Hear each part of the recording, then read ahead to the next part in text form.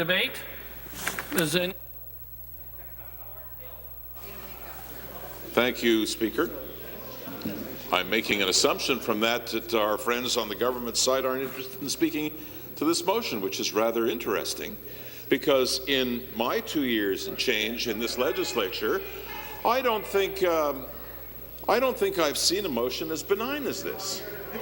This motion simply calls for something that's routinely done at every level, at every ministry, on most bills that are of any kind of controversy at all. My colleague from Nepean Carleton is simply saying that she'd like to see public hearings taken on the road around the province so that people could express their views on what is obviously a very controversial move and a very controversial tax. Now let's get something on the record and very clearly made on my part. I'm not going to do outrage today, Speaker. I'm simply going to talk about the fact that we're discussing a tax.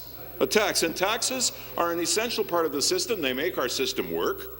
And the whole thing here is about what is being taxed and when we're going to tax and how we implement a tax. And those things, Speaker, have everything to do with good government.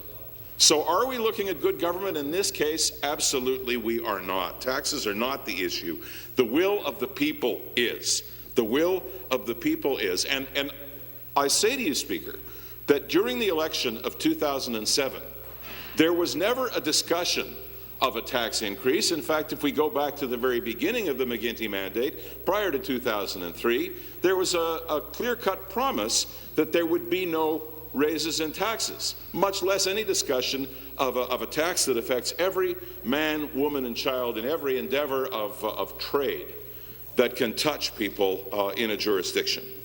So there was no mandate on the part of this government to implement the HST, and the HST is possibly the most controversial policy the McGuinty government has ever tried to implement. The HST indeed will affect every single Ontarian, every single person who lives in this province, right down to that 7-year-old who will be denied, who knows, a vacation because mom and dad have to work that much harder to get 8% in the bank that's going to cover a range of services that are not covered today. It is neither democratic nor accountable on the part of this government to implement this policy without adequate public consultations, and for any member of this government, from the Premier right on down, to suggest that writing association meetings or addresses by the Minister of Revenue to whatever Chamber of Commerce or Board of Trade here, there, and not everywhere, unfortunately, represent adequate public consultations is downright insulting. I want to talk about a couple of things that happened to me over the weekend by way of ad hoc meetings, just to give some idea of how far-ranging this is. I spent the weekend up in Haliburton, Kawartha Lakes, Brock, not by any stretch a riding where I am well known, but people know enough to have approached me and to have said, our member isn't going to take any petition to the government. Our member is not going to represent us on this, so please do what you have to do.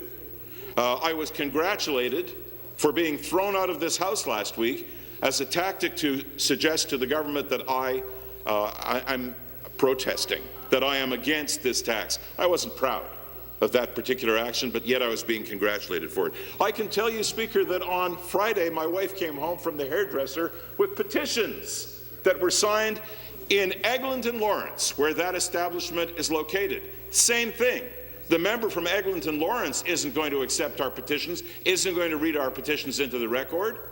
And I suggest to you, Speaker, that those members who I've mentioned and every other member who sits in the backbench of the Liberal caucus, the Liberal government, has the same 1,500 or so communications sitting in their office email queue as I have. Those communications don't come to me because I'm a progressive conservative. They come to me because I'm a member of provincial parliament, and they come to every member here. And some of you should get the intestinal fortitude to stand up and say to your government, I have to represent my constituents. I have to read these petitions into the record, and I have to protest. I hope that's going on inside your caucus, because that's the expectation of a majority of people in Ontario, and you know it. You know it. In my own riding of Thornhill, we went to the people. We put full-page ads in papers. We said, come to a public meeting. Express your interest, your concern about the harmonized sales tax. And when we did that, because it's an open town hall meeting, we knew full well that we could wind up with a hall full of people of varied views. I absolutely expected, and the member from the P.N. Carleton came with me to my own riding, we absolutely expected to have to defend our party's position and have to listen to people putting forward their support for this measure. We got nary a one. We didn't get one. We had a couple of hundred people in a hall, and I can tell you, Speaker, that to a man, to a woman, they were all against the imposition of this tax at this time. I expect that similar opposition would be found in ridings across this province that are not, Speaker, being well represented in this House by those members, and you know who you are. Where are those members of provincial parliament who represent those ridings? Are you muzzled? I suggest that you are, and I challenge the Liberal MPPs to either state clearly and publicly that they support the HST, that they want to implement it, or that they join our fight against this misguided policy. At least support the notion and the motion that's being discussed this afternoon of taking this on the road, of going to Brant, for example, and holding public hearings and finding out whether the people of that member's riding are with him or with us. Or maybe they're just people of Ontario who say, not this tax at this time. I suggest that's the way it is. You either represent the people of your riding or you represent Dalton McGuinty, who was not elected with this mandate.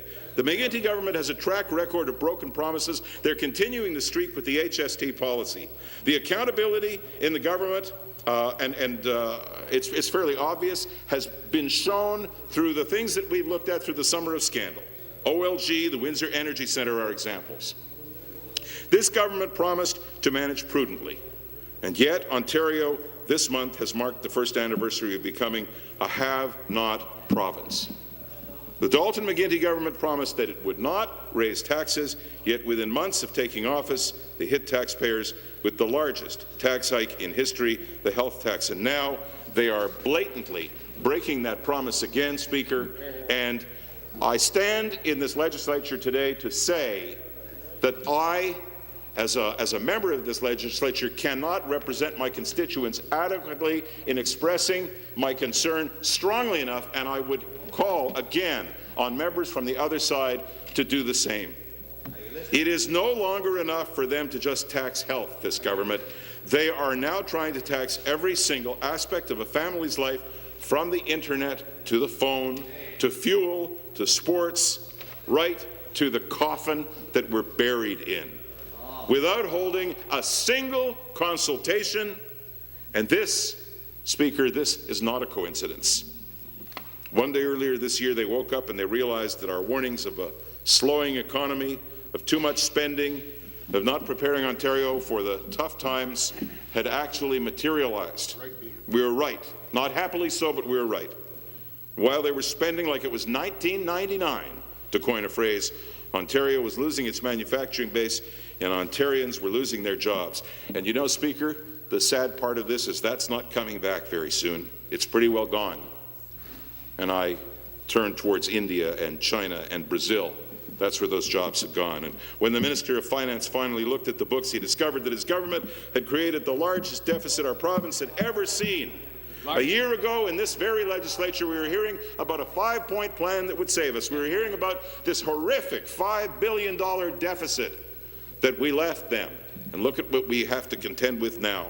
The only way to get out of the deficit that Dalton McGuinty could come up with was to shove it onto the shoulders of every single person in Ontario, from students to families with children to seniors to children who have not even been born yet. And so the HST was born in Ontario.